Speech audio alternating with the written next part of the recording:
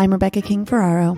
And I'm Michael Sean Breeden, and you're listening to Conversations on Dance.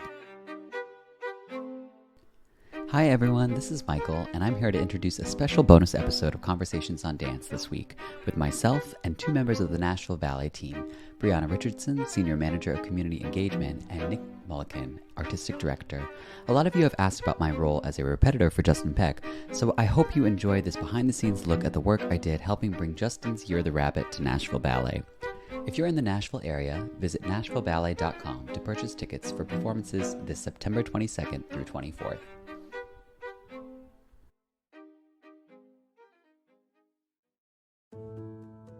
Welcome to Inside the Ballet, a podcast series presented by Nashville Ballet's Community Engagement Initiative. At Nashville Ballet, we believe in the transformative power of art. Art is and has always been a facilitator for change, bringing about awareness, dialogue, empathy, and much more. Art brings beauty into our lives and makes the world a more hopeful, positive place. In our Inside the Ballet series, Nashville Ballet artists and creative experts will discuss the inspiration behind our upcoming performances, give insight into the creative process, and help listeners gain understanding of poetic, social, and cultural themes surrounding a work. Whether you are looking to increase your ballet IQ or learn more about how a ballet is brought to the stage, join us for Inside the Ballet and be transformed.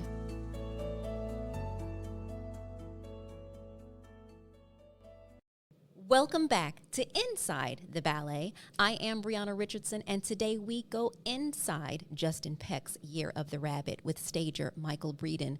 Michael talks about his career, Year of the Rabbit, and as a stager, how he helps dancers reach their full potential. Remember to like, share, and subscribe. Take a listen. Today, Nashville Ballet Artistic Director Nick Mullikin and I are going inside JustinPeck's Year of the Rabbit with stager Michael Breeden. Hello. Hi, it's such a pleasure to be on this side of a podcast. Yes, and Nick, hello. Hello, we're so excited to have Michael here, aren't we? We are. Michael, how long have you been here? I have been here, this is my third week. Okay. So I've been, of course, loving my time with the company, but, getting to see a little bit of Nashville, which I had not been to before. What do you think? I love it. I mean, it's good food, good drinks. There's, what else does one need? And the weather? And the weather was good until it wasn't, so I'm not going to complain too bad. Where are you coming from? Before this, I was in Vail, Colorado, but I live in New York City. So Okay. in New York City, I mean, nobody wants to be there in the summer anyway. So Yeah. I've just exchanged humidity for different, more humidity. Yes. Yeah. Yes. And it cooled off for you a little bit, but It wasn't too bad last week. Yeah. This week, it's pretty serious. Yeah, it's brutal. Mm-hmm. All right, so you are here staging JustinPeck's Year of the Rabbit. And before we get into it, just a little bit, tell us about yourself. Where are you from? Tell us about your career. I grew up in Lexington, Kentucky. Oh, not far. So not that far. It's funny that I had never been to Nashville. It's only a few hours away. So I don't know. Something about Tennessee does feel a little like home to me. But yeah, I grew up in Lexington, Kentucky. Then moved to New York City when I was 15 to train more seriously at the School of American Ballet.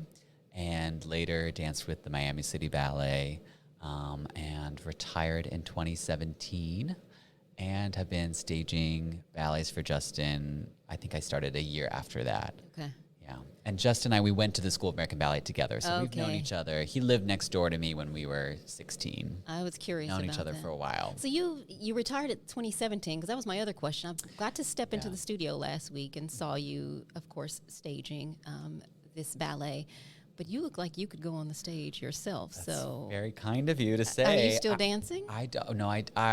Well, you're always a dancer. That is true. But I always liked class. I loved class. I love bar.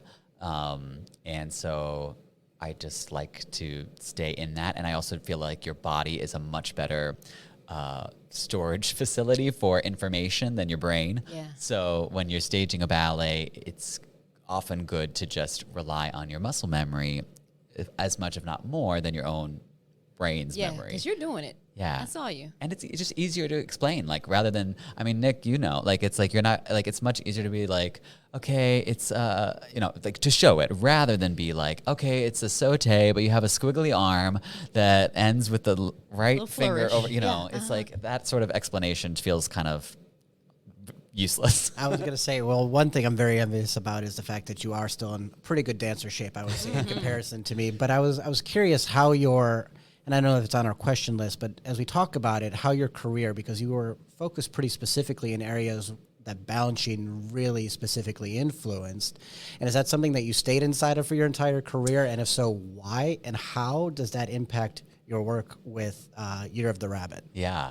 Well, when I went to the School of American Ballet, that was when I discovered Balanchine's ballets, Balanchine's company. It was not really something that I was, it wasn't that I was not exposed to it, but I was definitely more Russian trained. I had Cuban teachers and grew up idolizing. At that point, like, the men of American Ballet Theater were really, I remember there was an article, it was the first time maybe that there were more male principals at ABT than female principals. Was this Wow. Ethan, Yeah, Malakoff Ethan, era? Angel, Malakoff, who else? Jose Carreño, like all these, Julio Boca, great. So I was really very into American Ballet Theater. And then when I went to the School of American Ballet for a summer, I found this new way of moving. And at first it was really disorienting. And I remember there was times where where things weren't fully explained to me and I had no idea. And it was like an alien language. Like, someone would ask me to do something in class and I would be like, wasn't trying to be disrespectful, but I wouldn't do it because I didn't think that was bad. You're like, that's not what I've learned. Yeah, and I just didn't know. And I had to have someone a friend afterwards explain to me, like, why we did it this way. And then I would kind of, like, lightning bolt moment. Right. Things clicked. And so, yeah, I stayed at the School of American Ballet for 3 years. And then I ended up at Miami City Ballet, where Edward Villela, who they say he's the first American-born male ballet star. He was a principal dancer at New York City Ballet under George Balanchine, but he also was on Ed Sullivan and so many other, like the Bell Telephone Hour, like all these programs that millions of homes watch. So he was out there popularizing ballet and in particular making it okay for men in America to dance. And move quickly and sharply and beautifully at the same time. Yeah, so Edward comes from that tradition, and I found a home there. It made sense for me. All the repertoire were things that I felt suited to, like with my training, and also just really that was what I wanted to do. So I definitely stayed in that vein. I did dance a few other places. I danced in Boston Ballet briefly, Oregon Ballet Theater, Pennsylvania Ballet I guested with, and Suzanne Farrell Ballet. So I got around a little bit. I was going to say, but still, was that with Roy Kaiser that you were dancing in Philadelphia Ballet? Yeah. So still strongly influenced by... Yeah, for sure. Yeah, that was still Balanchine Company, and that was just like in a summer moment. All my friends were there, and it was like, oh, they're doing Midsummer, and they need guys. And I was like, well, yes, I shall do that. But yeah, so the thing is that Justin comes from that background and training, and so that is what makes... It certainly influences the ballets, and that is what best prepares you to dance his ballets. So it's the same classes that we took. Same vocabulary. It's the same vocabulary, same emphasis. Yeah.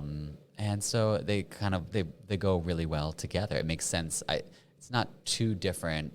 It's more like the bones, I think, are the same, and then we flesh it out with Justin's stylings and approach to things, but it comes from the same foundation. I know you said you met at 16. Yes. So how long were your careers like parallel, or you together? Well, I went to the Miami City Ballet, and he went to New York City Ballet straight away. Okay. But we did stay in touch. I remember him coming down to visit me in like 2009 or 8, and so we were still friends. But then he came to Miami City Ballet. It was the first place outside of New York City Ballet, I believe, could be wrong, that was probably the first that he got a commission outside of New York City Ballet. Okay. So Year of the Rabbit had probably just premiered, and then Lourdes Lopez said, the director at that point was Lourdes Lopez, she said, can you come down and make a pas de deux for us, like right away? Yeah. And that was when he met his wife, Patricia Delgado, and they've been together ever since. They have a beautiful child. So Yeah. yeah. Well, I was curious. I was asking that too because I was curious how long you guys again danced together for that, just that sharing of style and for you to Right. be his stager. Yeah, you know. we were in the school together. It was only for 2 years that we were working side by side as students, but it's the same. It just stays the same. Like it's interesting. Ballet, I think, is really interesting in that you stay with those people. It's like those formative years influence you forever, and then those are still your friends forever and ever. Like you'll never escape the people that you knew when you were 15.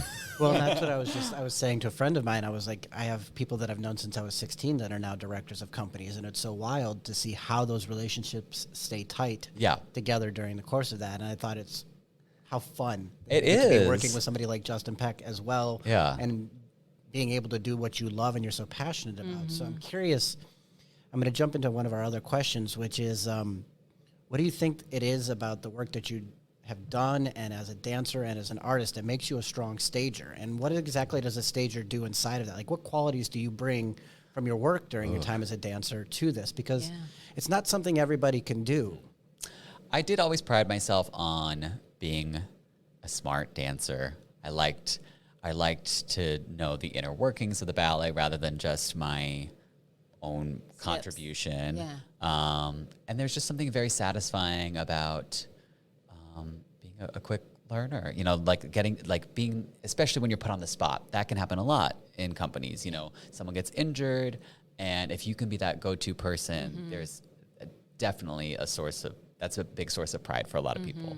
And I think that, you know, it was just knowing my strengths. It was like, am I a virtuoso dancer? No. Am I a 6'3" partner? No. But I thought I was a good mover, and I was very smart. So that's what made me usable. And I think that those things, I think also maybe like someone that is an easy virtuoso or someone that ballet happens for super naturally, maybe those people have a harder time communicating and, you know, relaying ways to make other dancers who are less natural achieve their full potential. Like, you know, it can be a little bit like, why can't you do it like me? Yeah, right. But for me, I was a very hard worker and a quick learner. So I think those two things help me in letting all the dancers in the room achieve their full potential rather than just being like, oh, well, these people just do it naturally and then everyone else can figure it out. Yeah, because as a stager, you come in weeks before the choreographer. In this case, you've been here 3. You get a total of how many before a choreographer arrives? Justin, unfortunately, is not going to be with us. Okay. We might be able to sneak a Zoom in with him. I'm wondering Probably about wanna talk that. about that. Yeah. About 6 weeks. You get 6 weeks? No. How long 3 you weeks, get? that's it. That's it. This is it? Yeah, This that's is it. his It's my last last day. This is your last day. I mean, I come back, but it's at a point where obviously the ballet is sharing triple bill with 2 other works. Yes. And those works need time too. So when I come back, I will be, instead of, like my first day here, I had full reign. I had 6 hours. And then when I come back, it'll be probably an hour or 2 a day. I don't know what I'm allowed. You tell me, Nick. I know. I was like, oh boy, I don't know if we've done that schedule yet. Yeah. But it is certainly pretty- more challenging, right? When you Yeah. leave the work behind and then to see how it's being taken care of. And then you sort of show up on that theater week and go, what What's y'all it been look doing? like? Yeah. So, but again, your strength as a dancer and as a stager, you've got to come in, all of the parts, all of the know. pieces, all the moving pieces, and have to. Do you know all the counts for this? Ooh. I mean, I try. Well, there's always some kind of snafu that rears its ugly head as you go in. And then this was something that Kate, who was assisting me, was sort of my... Talking about Caitlin's. Kate, yes. She would tease me about because there are moments, like there are hard counts in it. There are moments where you do 5-6, 5-6 into 11, 11 or whatever, But then something I kept doing was screwing up whether or not I wanted to count an 8 fast or slow. Or like if you could count it like 1, 2, 3, 4, or 1, 2, 3, 4. And I kept flipping them back and forth, and the dancers were confused as well. And I was like, okay, this is terrible. It should have been the easiest thing, and I messed that up. But for next time, you live, you learn. But in this particular instance, you took on more responsibility for staging, didn't you? right, this ballet typically has a co-stager. Oh. I've staged it previously with a wonderful former partner of mine, Zoe Zion, and it worked out very beautifully because she had danced one of the principal women's roles and a core role, and I had done a principal role and a core role. And then the filling in of the blanks there happened a lot more seamlessly, whereas this time I of course had that experience in watching Zoe lead the room, but I had to really learn it a lot better than when I last staged it. Also, the last time I staged it was almost 5 years ago, and a few things have happened since then. Yes. So it's definitely some hard work, prep work, but really fun and worth it. So you and I were chatting, and I hate to bring in from outside talk, but I think for our audience, it's really intriguing to know, is this the only project you're working on right now? No, I have 2 ballets that I'm preparing. One that I start staging on Monday. Okay. And that was a work that was made on Miami City Ballet called Heatscape, and I haven't staged it yet. So it's kind of the same process. I have danced it, but and again, I did a soloist and a core role in that. So that helps me anchor the ballet a little bit, but I have to learn all the women's parts. And in a parada, a section of a man partnering a woman, it can be particularly challenging to demonstrate. You're trying to do 2 things at once, and it's really, it's a challenge, but it's one that I enjoy. So I have that coming up on Monday, and then another staging of a pas de deux I have not done before that will come in another month. So it's been a lot. So again, I'm going to go a little off script here, and I'm going to probe on this because it's something that I found really funny when I was listening to Alexei Ratmansky give a talk at the International Ballet Competition in Jackson. And it's something that we are always talking about internally, but I don't know that we ever talk about externally or that our audiences recognize, which is when you talk about staging a ballet and you talk about learning it, is somebody handing you the notes? Oh, right. Yeah. Or is there some sort of Notation methodology or that something? happens there? I mean, has Justin sent you all of the notes for the ballets, No. or how are you doing this? Well, I mean, the other thing is, the thing about notes, the problem with notes is that it could be like hieroglyphs. I mean, mine look like hieroglyphs, I think. I don't know. Like if I handed someone that knows the ballet really well, let's say Zoe, who I staged it with, her notes are going to look entirely different from mine. You have to come up with a shorthand that works for you. And someone, or like Kate, who was assisting me all for this whole process, like she might look at that and be like, what the, it's like, there are things that only you can really get. And some days you look at your own notes and Oh go, yeah, and you're what? like, this is garbage. Yeah.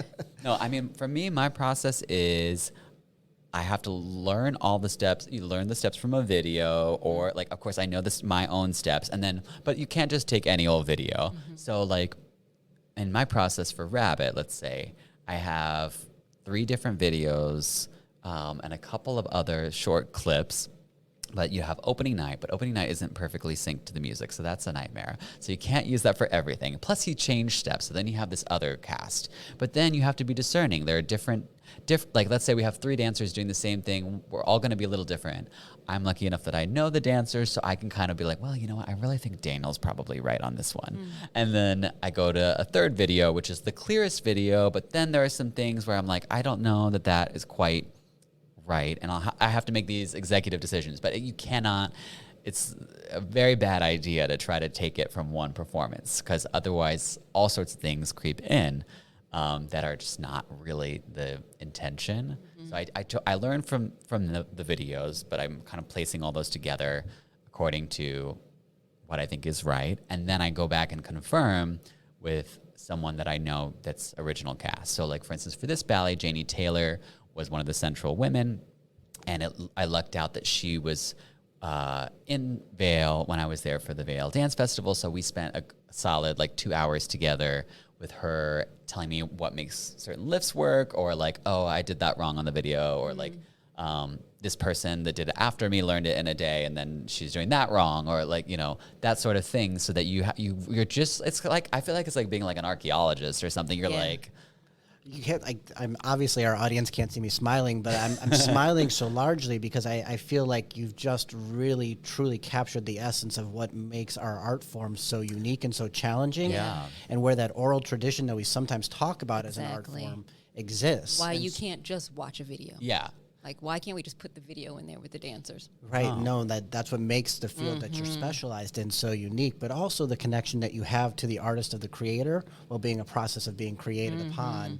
And then in addition to that, having access to the artists that were there with you. And I think you also highlighted something inside of the story that was super fascinating, which is just how small our world is. So you're out in Vail, and it happens to be that your friend who you know knows the work, and you can sit down and you can have this fantastic performance at the Vail Festival. Right. And then on top of it, you get to have this conversation. And so I think it really highlights just how cool this business can be, but also just how important everybody plays a role in what we do.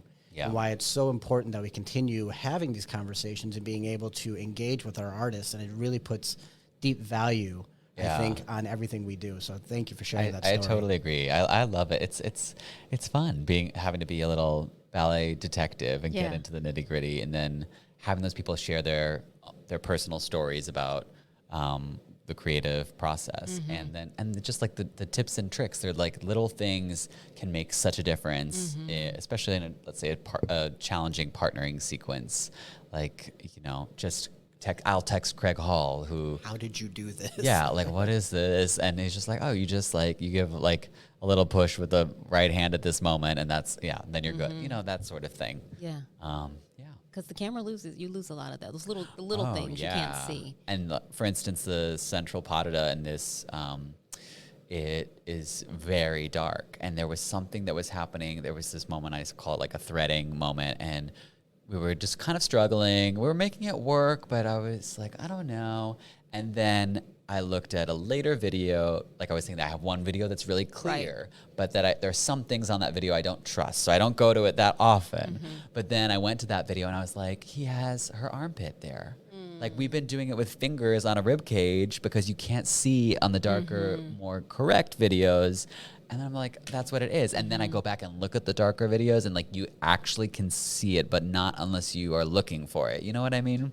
So it's a lot of back and forth there. A little detective, like you said. Microscope. So Year of the Rabbit. Tell us about Year of the Rabbit.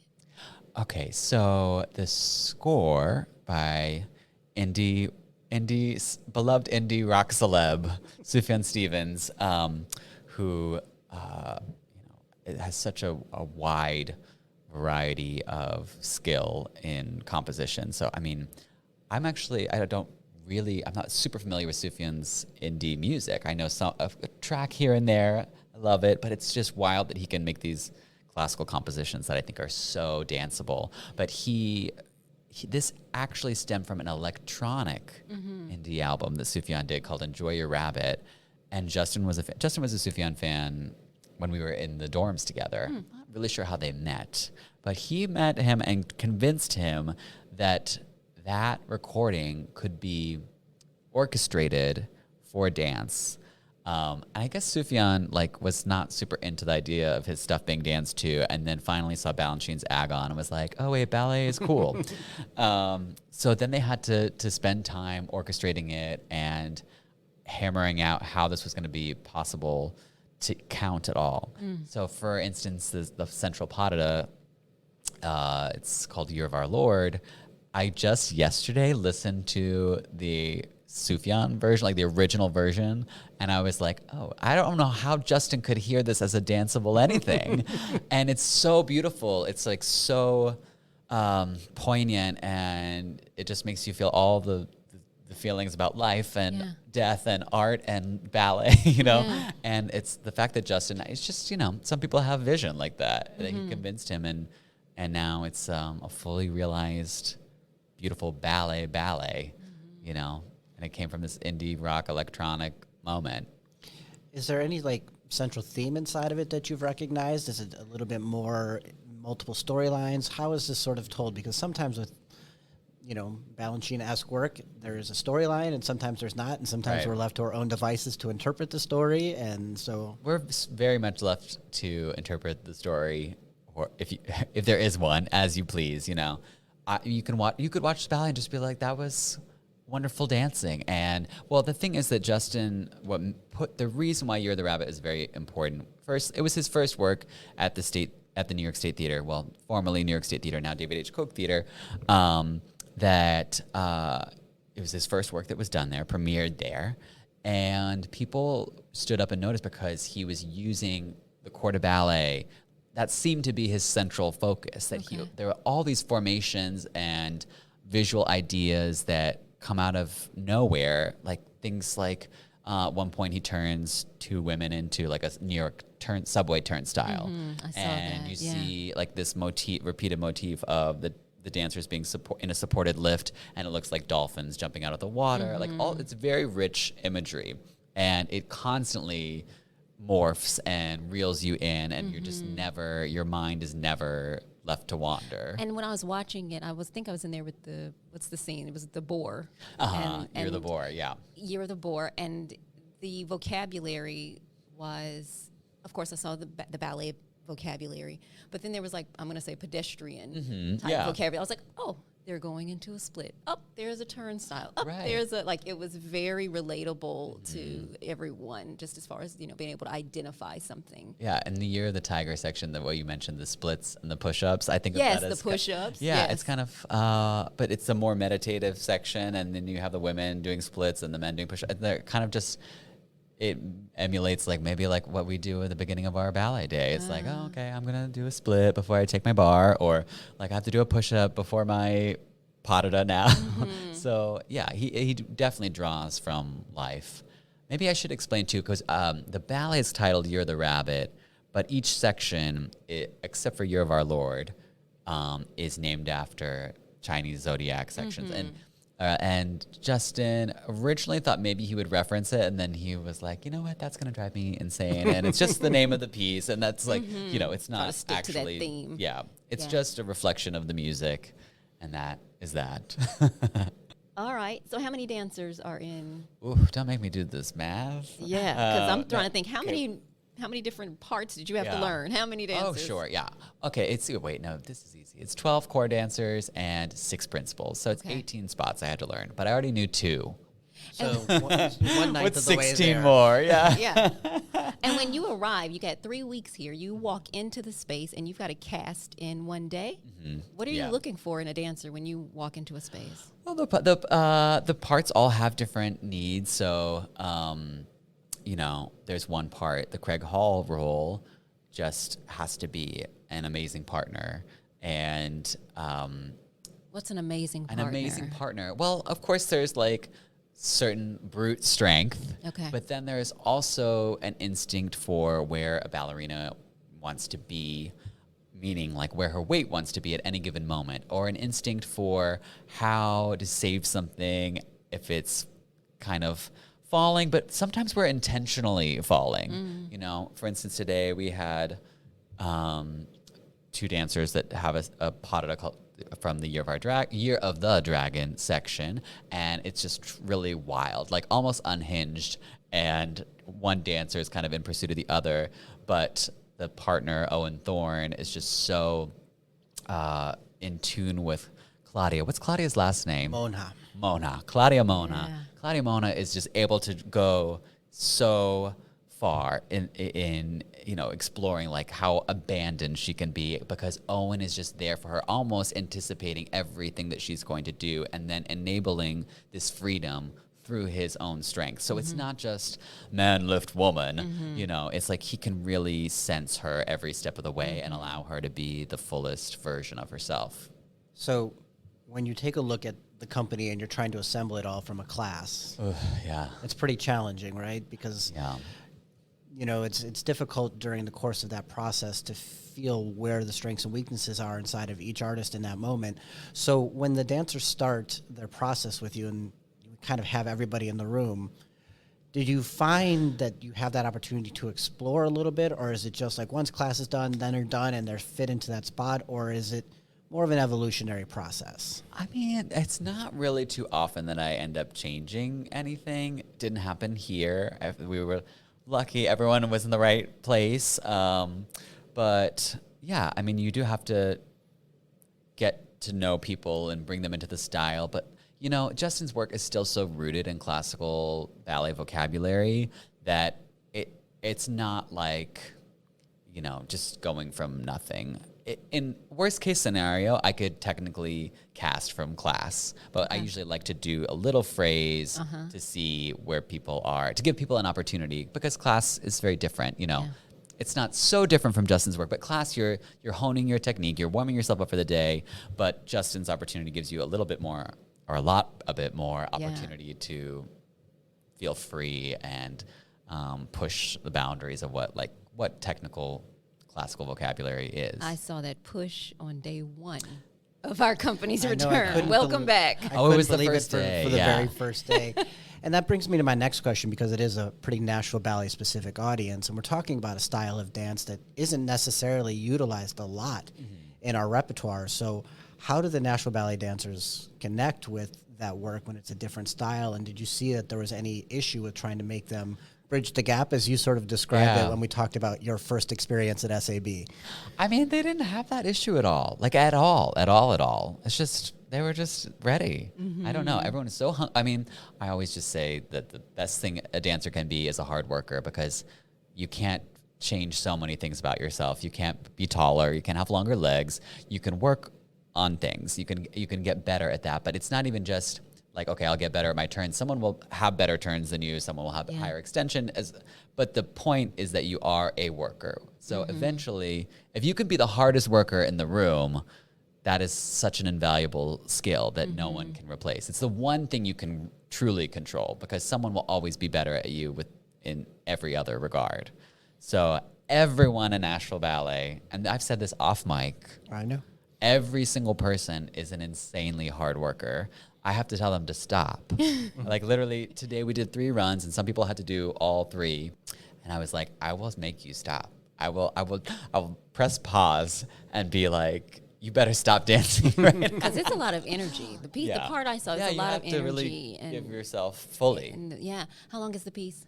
It's about 30 minutes. Oh, yeah. Yeah, depending on how fast Ming conducts for us. Yes.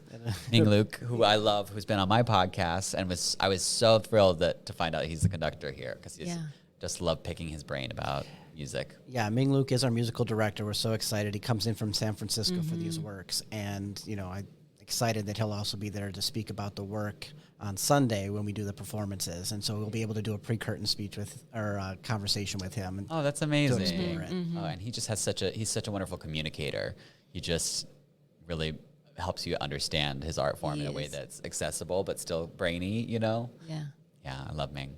What is it that you love about your work? I mean, I think today is a pretty amazing example of why I love my work.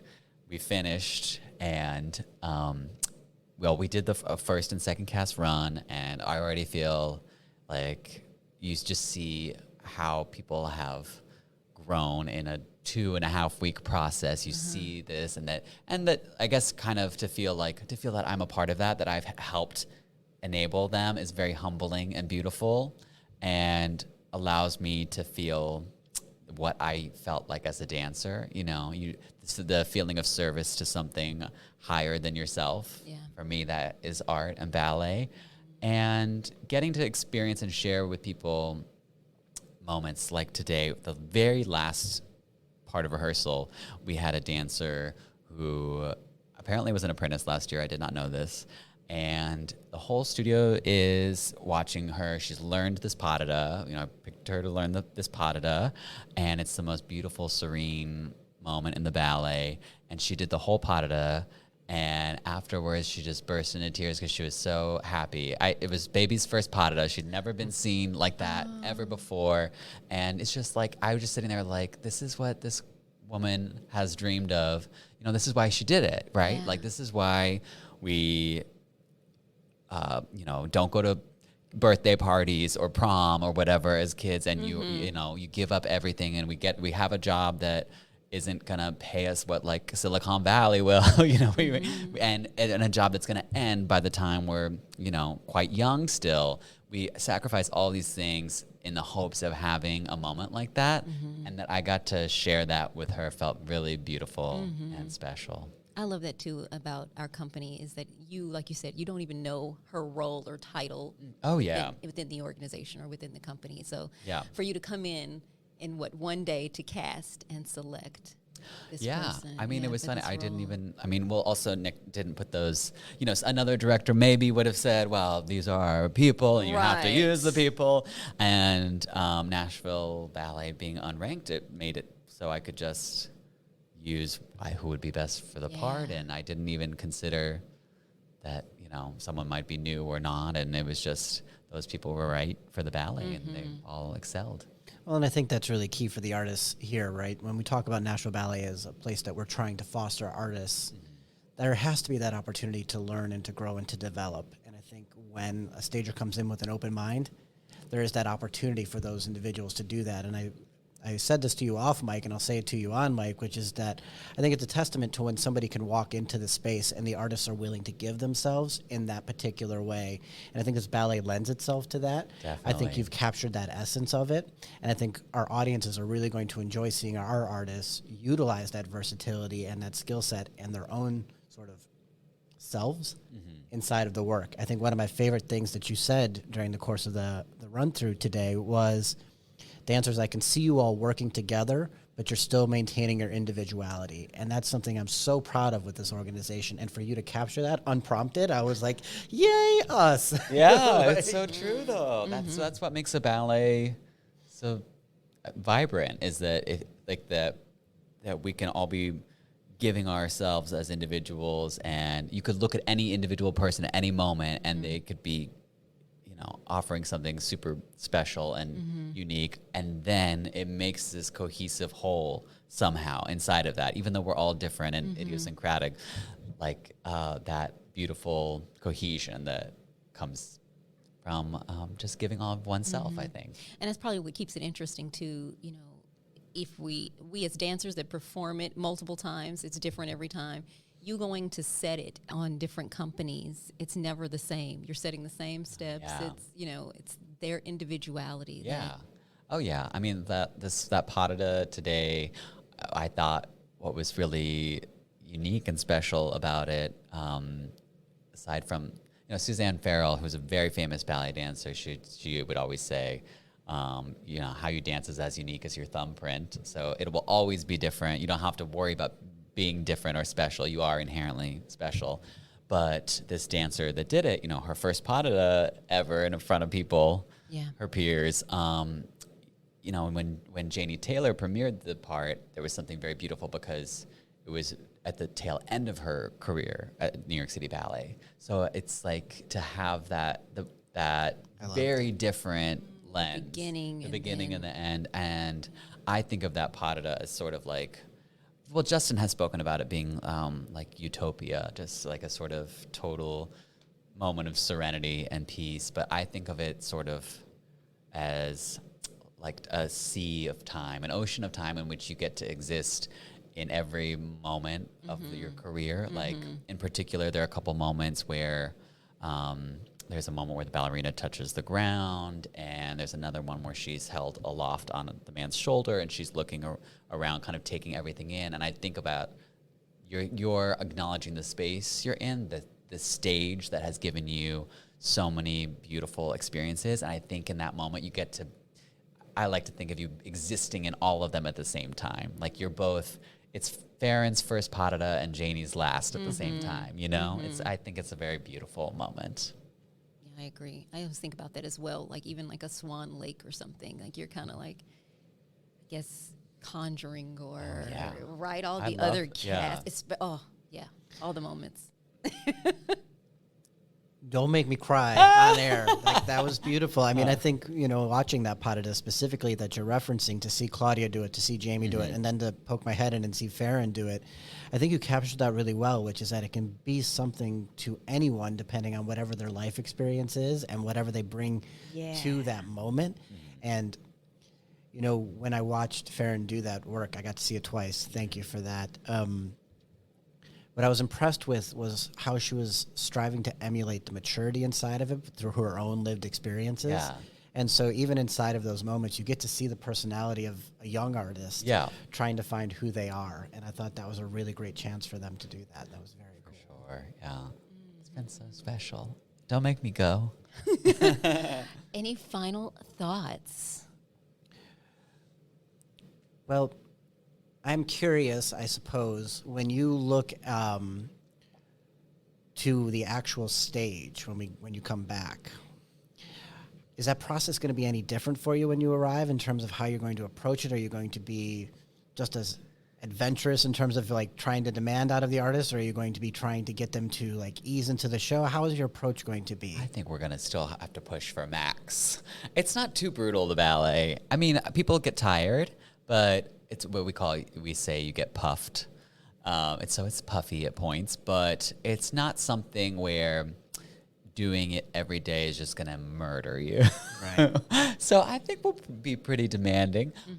Something else about the ballet is that the lighting features quite prominently in it. So that will definitely be like an early week challenge, like making sure that the effects are all coming together in that way, not just that the dancing looks good, because if the dancing is good but you're in shadow, but there are moments where you're deliberately silhouetted, and if that's not there, that sort of thing. So we'll be hammering out those details. I know we haven't talked about that at all, but Brandon Sterling Baker is the lighting designer for this particular work, and I'm curious, have you had the chance to work with Brandon on this? Yes. Brandon came to Hong Kong when I staged the ballet last in 2019. Brandon's wonderful. He's been working with Justin for years now. I mean, Year of the Rabbit was the first work that both of them did, I believe, for the New York City Ballet. I'm pretty sure Brandon had not yet had a premiere there. Could be lying. But it was an early work at the very least, and so he's also, like Justin, just grown through the years. Yeah. He just did Copeland Dance Episodes, which was Justin's first full evening work at the New York City Ballet or anywhere. That was a smash hit. Was that this year? What year are we in? Is it 2019? It is 2023. Yeah. So Brandon is just such a wonderful person and lovely to work with, and does excellent work. So I'm so happy that he'll be here as well. Yeah, and that's the path that I was leading us down, which is that not only do you have to memorize the steps, but you have to be a coach when you bring it into its final steps in the theater. Yeah. But in addition to that, you're expected to understand what the lighting is and how it's supposed to interact with the final product on stage, right? So there's a ton of responsibility that goes beyond just memorizing counts and musicality. Because and I've had else. stagers too that are into the costumes and down to the earrings. And so are you a part of that as well? Oh yeah, it's my job. I gotta make it all look right, Yeah. Yeah, I think if everyone shows up on, to dress rehearsal with a low bun, I'm gonna be like, well, that's not the ballet, and so it's all in the devil's in the details, Well, and I think that's what articulates your position so well, is that it's always in the details, but at the same time, you take that big picture of a work that our audience sees on stage in the final product, and you bring it by bit by bit, and you come to an organization that you've never been to, in a city you've never been to, get thrust into it with no sort of concept of what you're going to be seeing, and then in 3 weeks are expected to turn around, create with all of the musicality and everything else.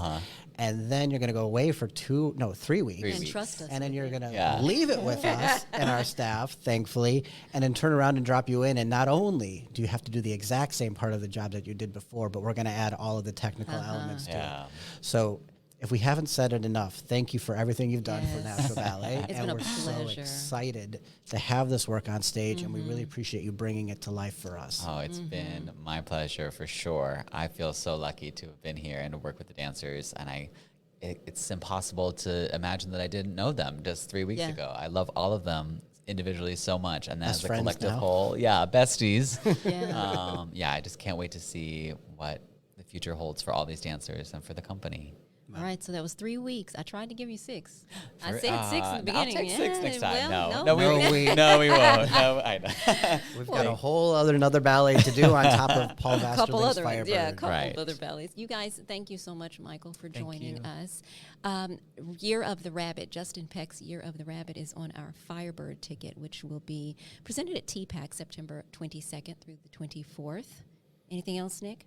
No, I think our audiences, though, as we heard today, are going to be really excited about this program. That, yes, they'll know Firebird and the Stravinsky, but on top of it, they're going to see some really great neoclassical work and some fantastic contemporary work that's going to show the range, versatility, and incredible artistry of this entire company. I think people are in for a real treat for this show. Definitely. For You sure. guys, thank you so much. Thank you. Thank you. All right. Thank you for joining us for this latest installment of Nashville Ballet's podcast series, Inside the Ballet. To learn more about our performances, virtual season releases, community engagement initiative, and more, visit NashvilleBallet.com.